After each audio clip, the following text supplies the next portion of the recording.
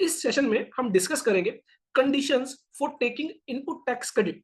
जैसा कि हमने डिस्कस किया था कि अकॉर्डिंग टू सेक्शन 16 में कहा गया अगर आप इनपुट टैक्स क्रेडिट लेना चाहते हैं, अवेल करना चाहते हैं, तो ऐसे में आपको कुछ कंडीशंस जो है वो फुलफिल करनी होगी। तो ऐसे में यहाँ पर सेक्शन 16 सब सेक्शन 2 के तहत कुछ कंडीशंस बताई गई है। उन कंडीशंस को हमें क्या करना होगा, कंप्लाई करना होगा। उन कंडीशंस को हम फुलफिल करेंगे, तभी जो है हम इनपुट टैक्स क्रेडिट अवेल कर पाएंगे। तो बेसिकली यहाँ पर जो है अगर मैं बात करूं, 6 कंडीशंस दी गई है। अगर आप 6 कंडीशंस को पूरा कर देते हैं तो ऐसे में आप जो है इनपुट टैक्स क्रेडिट अवेल कर सकते हैं। तो यहाँ पर हम डिटेल में डिस्कस करेंगे कि कौन कौन सी 6 कंडीशंस है जिसके लिए जो है आप इनपुट टैक्स क्रेडिट अगर अवेल करने जा रहे हैं, तो ये आपको जो है 6 कंडीशंस कंप्लाई करनी होगी, फुलफिल करनी होगी।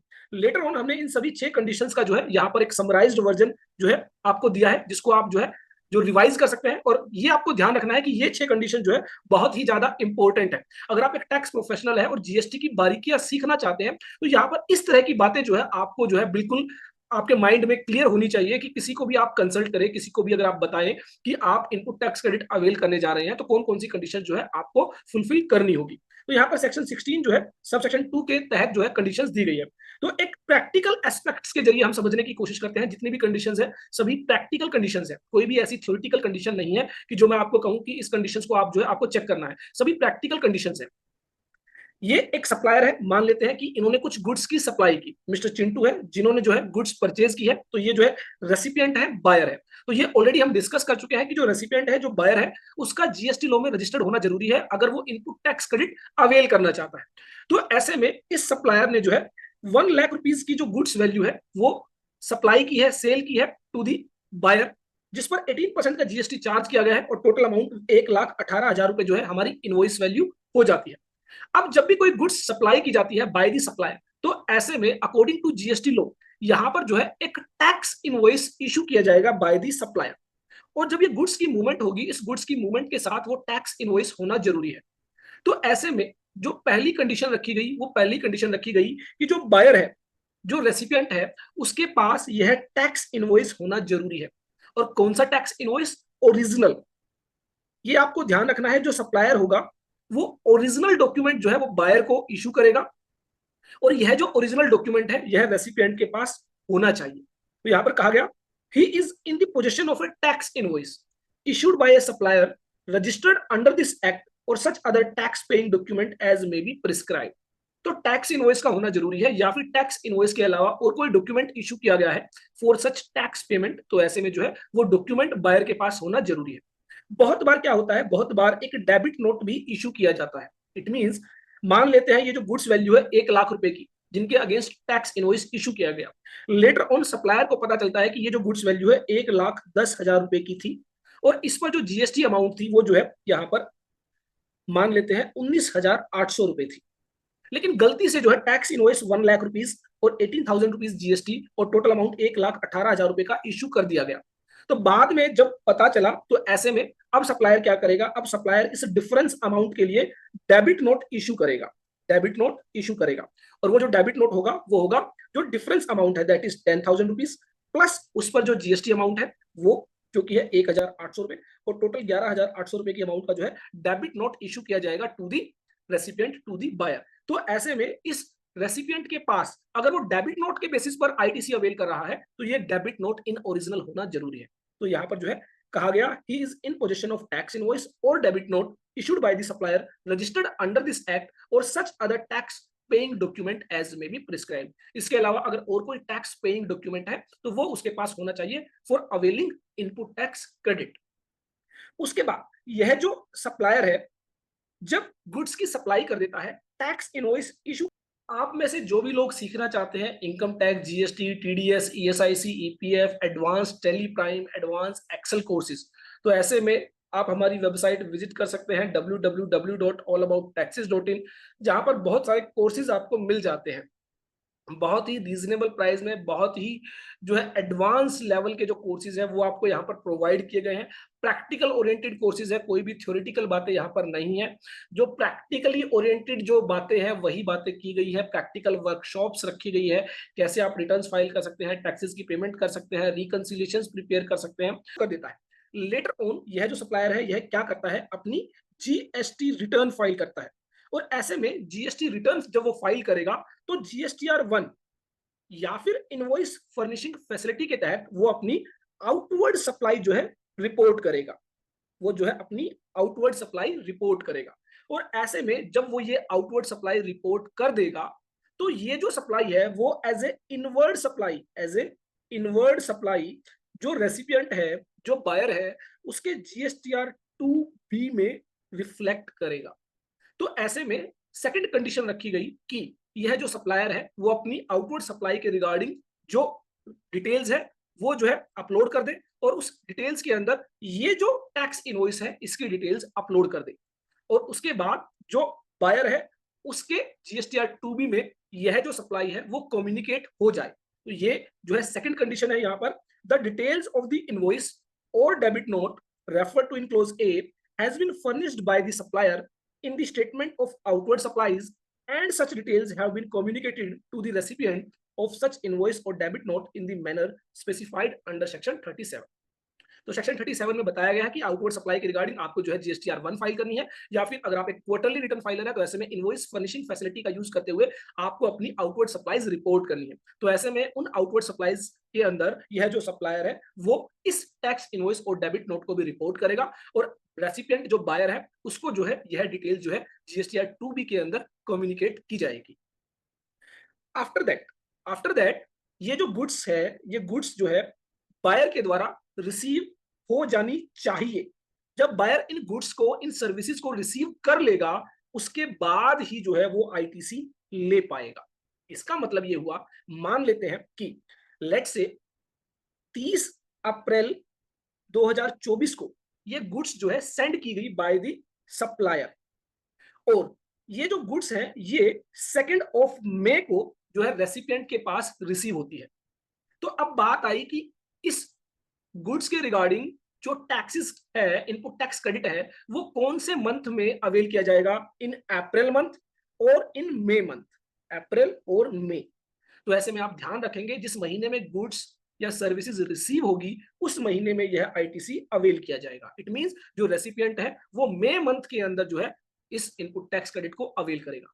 अब प्रैक्टिकली यहाँ पर एक सिचुएशन आती है कि ये जो सप्लायर होगा वो अप्रैल मंथ की जो जीएसटी रिटर्न फाइल करेगा उसके अंदर इस टैक्स इनवॉइस को रिपोर्ट करेगा और सेम वे में जो अप्रैल मंथ की जीएसटीआर 2B होगी जो बायर की, उसके अंदर यह जो है टैक्स इनवॉइस या डेबिट नोट कम्युनिकेट किया जाएगा।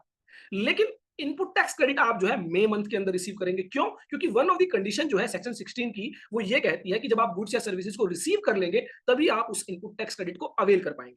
तो इसका मतलब ये होगा कि जब जो बायर है वो अप्रैल मंथ का इनपुट टैक्स क्रेडिट अवेल करने जाएगा तो ऐसे में यह जो इनपुट टैक्स क्रेडिट है वो उसे अप्रैल मंथ में रिपोर्ट जो है करेगा सिस्टम। लेकिन यहां पर जो बायर है, जो रेसिपिएंट है, उसे वो अप्रैल मंथ में जो है क्लेम नहीं करेगा, अवेल नहीं करेगा, उसे वो रिवर्स करेगा और उसको जो है मई मंथ के अंदर अवेल करेगा। तो ये यहां पर ध्यान रखना है। अगर कोई भी गुड्स इन ट्रांजिट है, क्यों? क्योंकि यहाँ पर अप्रैल मंथ के अंदर अगर मैं 30 अप्रैल की बात करूं तो ये जो गुड्स है ये क्या है? गुड्स इन ट्रांजिट है, अभी अंडर मूवमेंट है, अभी मूवमेंट हो रही है, अभी गुड्स एक्चुअली रिसीव नहीं किए गए हैं। तो ऐसे में इनका इनपुट टैक्स क्रेडिट आप नहीं ले सकते, अवेल नहीं कर सकते। जब ये गुड्स आपको रिसीव हो जाएंगी at that time in that month आप इस इनपुट टैक्स क्रेडिट को अवेल करें। तो यहाँ पर कहा गया कि he has received the goods और सर्विसेज और बोथ। अगर गुड्स है तो गुड्स रिसीव हो जानी चाहिए, अगर सर्विसेज है तो सर्विसेज रिसीव हो जानी चाहिए, अगर गुड्स और सर्विसेज दोनों है तो दोनों ही रिसीव हो जानी चाहिए, तभी आप इनपुट टैक्स क्रेडिट अवेल कर पाए। तो ये जो है नेक्स्ट कंडीशन थी जो आपको ध्यान रखनी है कि जो है गुड्स और सर्विसेज का रिसीव होना जरूरी है। अगर कोई भी गुड्स या सर्विसेज अभी कंप्लीट नहीं हुई है, गुड्स की मूवमेंट कंप्लीट नहीं हुई है, रिसीव नहीं हुई है, या फिर अभी सर्विसेज जो है रिसीव नहीं हुई है, तो आप उस आईटीसी को अवेल नहीं करेंगे। उसके बाद यहां पर कहा गया कि the details of input tax credit in respect of the said supply communicated to such registered person under section 38 has not been restricted। अब प्रैक्टिकली क्या हुआ कि सप्लायर ने सभी सप्लाईज रिपोर्ट कर दी और जो बायर है उसके जीएसटीआर 2B में वो सप्लाई जो है रिफ्लेक्ट भी हो रही है, कहीं कोई दिक्कत नहीं है, गुड्स और सर्विसेज रिसीव भी हो गई है। लेकिन अब एक और चीज यहां पर आपको देखना है कि जीएसटीआर 2B में जब वो सप्लाई रिफ्लेक्ट होगी तो यहां पर आपको देखना है कि वो रिस्ट्रिक्टेड तो नहीं है। रिस्ट्रिक्टेड, मैंने आपको बताया था कि जीएसटी लॉ के अंदर कुछ सप्लाईज को जो है, कुछ सप्लाईज पर जो इनपुट टैक्स क्रेडिट है उसको अलाउ नहीं किया गया है। सेक्शन 17 सबसेक्शन 5 के तहत ब्लॉक क्रेडिट्स के अंडर जो है उनको रखा गया है। इट मींस उन सप्लाई के रिगार्डिंग आपको इनपुट टैक्स क्रेडिट अवेल नहीं किया जाएगा, आप उसको अवेल नहीं कर पाएंगे। तो ऐसे में ये भी आपको चेक करना है कि जीएसटी 2B में रिफ्लेक्ट तो हो गई है, लेकिन ऐसा ना हो कि वो रिस्ट्रिक्टेड सप्लाई हो, उस पर जो इनपुट टैक्स क्रेडिट है उसको आप अवेल नहीं कर सकते हैं। तो ऐसे में जो है रिस्ट्रिक्टेड सप्लाई के रिगार्डिंग जो है आपको ध्यान रखना है, आप गलती ना कर दें, आप जो है उसका क्रेडिट ले लें और उसके बाद लेटर ऑन जो है आपको विद इंटरेस्ट पेनल्टी वो आपको रिवर्स करना पड़े। फॉर एग्जाम्पल मैं आपको बताता हूं कि सेक्शन 17 सबसेक्शन 5 में एक ब्लॉक क्रेडिट है रिगार्डिंग मोटर कार। अगर आप एक पर्सनल व्हीकल परचेज करते हैं, लेट से आपने कोई गाड़ी खरीदी है जिसको जो है आप भले ही जो है बिजनेस पर्पज के लिए यूज करने वाले हैं, लेकिन अगर वो एक कमर्शियल गाड़ी नहीं है, फॉर एग्जांपल आपकी ये जितनी भी गाड़ी होती है जिनको आप घूमने फिरने के लिए यूज करते हैं, आपने अगर कोई ऐसी गाड़ी खरीदी है तो इस पर जो आप जीएसटी पे करेंगे उसका आईटीसी आपको अलाउ नहीं किया जाता है। इसको हम डिटेल में डिस्कस भी करेंगे जब हम सेक्शन 17 सबसेक्शन 5 की बात करेंगे। यहाँ पर मैं सिर्फ एक एग्जांपल आपको रेफरेंस के तौर पर देना चाहता हूँ। अब आपने क्या किया, ये मोटर कार परचेज की, आपने इस पर जीएसटी भी पे किया और सप्लायर ने जो है जिसने वो गाड़ी आपको बेची उसने अपनी जीएसटीआर 1 के अंदर इस सप्लाई को रिपोर्ट भी कर दिया और आपकी जीएसटीआर 2B में यह सप्लाई रिफ्लेक्ट भी हो रही है और आपने यह कार रिसीव भी कर ली है। अब आपने क्या किया, आपने इसका आईटीसी अवेल कर लिया, लेकिन according to section 17 sub section 5 आप इस आईटीसी को अवेल नहीं कर सकते। तो यहां पर आपको अब क्या करना पड़ेगा, अगर आपने आईटीसी अवेल कर लिया तो वो आईटीसी आपको रिवर्स करना होगा, गवर्नमेंट को वापस देना होगा with interest.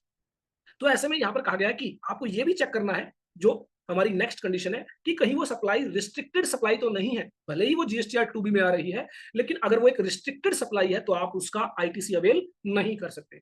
The details of input tax credit in respect of the said supply communicated to such registered person under section 38 has not been restricted। तो जीएसटी लॉ में कहीं पर भी अगर वो एक रिस्ट्रिक्टेड सप्लाई है उसका आईटीसी आपको अलाउ नहीं किया गया है तो आप उसका आईटीसी अवेल नहीं करेंगे।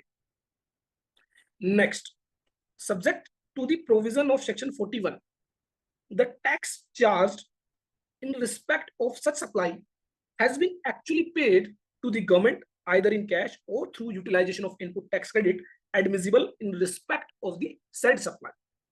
नेक्स्ट कंडीशन रखी गई है कि ये जो सप्लायर है इसने जीएसटीआर 1 तो फाइल कर दी, लेकिन एक और कंडीशन यहां पर रखी गई कि ये जो 18,000 रुपीज का टैक्स है, ये 18,000 रुपीज का टैक्स जब सप्लायर के द्वारा पे कर दिया जाएगा तब आपको आईटीसी अलाउ किया जाए। अब ये पेमेंट जो है भले ही वो कैश लेजर के जरिए करे या फिर क्रेडिट लेजर के जरिए करे, पेमेंट होने के बाद ही आपको आईटीसी अलाउ होगा। अब अगर प्रैक्टिकली बात करें, ये जो पेमेंट है, ये जो पेमेंट है हमेशा जीएसटीआर 3B के जरिए की जाती है। मींस आप पहले तो इस पेमेंट का जो है चालान जो है डिपॉजिट करेंगे अगर आप कैश लेजर के जरिए पेमेंट कर रहे हैं, लेकिन मान लेते हैं आप जो है कैश लेजर के जरिए पेमेंट नहीं कर रहे हैं, आप क्रेडिट लेजर के जरिए पेमेंट कर रहे हैं, तो ऐसे में ये जो क्रेडिट लेजर है जब आप जीएसटीआर 3B के जरिए सेटअप करेंगे तभी यह टैक्सेस की पेमेंट मानी जाएगी।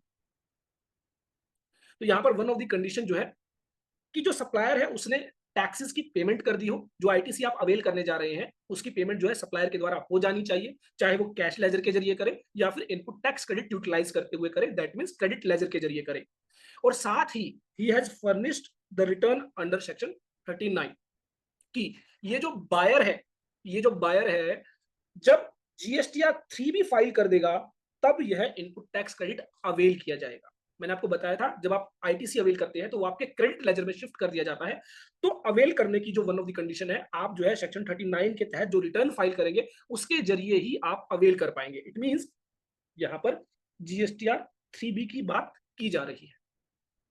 तो प्रैक्टिकली अगर मैं बात करूं, सप्लायर जब जीएसटीआर 3B फाइल कर देगा तो ही जो है रेसिपिएंट आईटीसी अवेल कर पाएगा। क्यों? क्योंकि यहां पर बात की गई है टैक्सेस की पेमेंट हो जानी चाहिए और टैक्सेस की पेमेंट हमेशा जो है जीएसटीआर 3B के जरिए ही की जा सकती है। आप भले ही उसको कैश लेजर में डिपॉजिट कर सकते हैं, भले ही आपके क्रेडिट लेजर में वो बैलेंस है, लेकिन जब तक आप उसको जीएसटीआर 3B के जरिए सेटअप नहीं करेंगे तब तक वो पेमेंट नहीं मानी जाती। और ऐसे में यहाँ पर पेमेंट हो जानी चाहिए, तभी जो है आप जो बायर है वो आईटीसी अवेल कर पाएगा। और बायर पर भी कंडीशन रखी गई कि वो जो है सेक्शन 39 के तहत जो रिटर्न है, बेसिकली अगेन जीएसटीआर 3B की बात की जा रही है, जीएसटीआर 3B के जरिए ही जो है वो अपना इनपुट टैक्स क्रेडिट अवेल कर पाएगा। तो यहाँ पर अगर मैं बात करूं 6 कंडीशंस की, पहली कंडीशन है बायर के पास ओरिजिनल टैक्स इनवॉइस या फिर डेबिट नोट होना चाहिए। सेकंड कंडीशन है जो सप्लायर है वो जीएसटीआर 1 के अंदर या फिर इनवॉइस फर्निशिंग फैसिलिटी के तहत जो है इस टैक्स इनवॉइस या डेबिट नोट को जो है रिपोर्ट कर दे और जो बायर है उसके जीएसटीआर 2 बी के अंदर ये कम्युनिकेट हो जाए। थर्ड कंडीशन है ये जो गुड्स या सर्विसेज है वो बायर के द्वारा रिसीव हो जानी चाहिए, तभी वो जो है इनपुट टैक्स क्रेडिट जो है वो अवेल कर पाएगा। फोर्थ कंडीशन है कि ये जो सप्लाई है ये जीएसटीआर 2 बी के तहत जो है रिस्ट्रिक्टेड नहीं होनी चाहिए। अगर जीएसटीआर 2 बी में वो एक रिस्ट्रिक्टेड सप्लाई है तो वो आईटीसी अवेल नहीं कर पाएंगे। फिफ्थ कंडीशन है कि जो सप्लायर है उसने टैक्सेस की जो पेमेंट है वो कर दी हो, चाहे वो कैश लेजर के जरिए की हो या फिर क्रेडिट लेजर के जरिए की हो। एंड लास्ट कंडीशन है ये जो बायर है ये जो है जीएसटीआर 3 बी फाइल कर दे और उसके अंदर अपना आईटीसी जो है वो अवेल कर ले।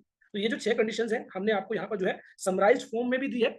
यहाँ पर जो है टैक्स इनवॉइस का होना जरूरी है, जीएसटीआर 1 या आईएफएफ के तहत रिपोर्टिंग होना जरूरी है, गुड्स का रिसीव होना जरूरी है, सर्विसेज का रिसीव होना जरूरी है, जो सप्लायर है उसने टैक्सेस की पेमेंट कर दी हो और जो 2 बी के अंदर जो सप्लाई रिफ्लेक्ट हो रही है वो एक रिस्ट्रिक्टेड सप्लाई नहीं होनी चाहिए और जो बायर है वो जीएसटीआर 3 बी फाइल करते हुए अपना आईटीसी अवेल कर सकता है।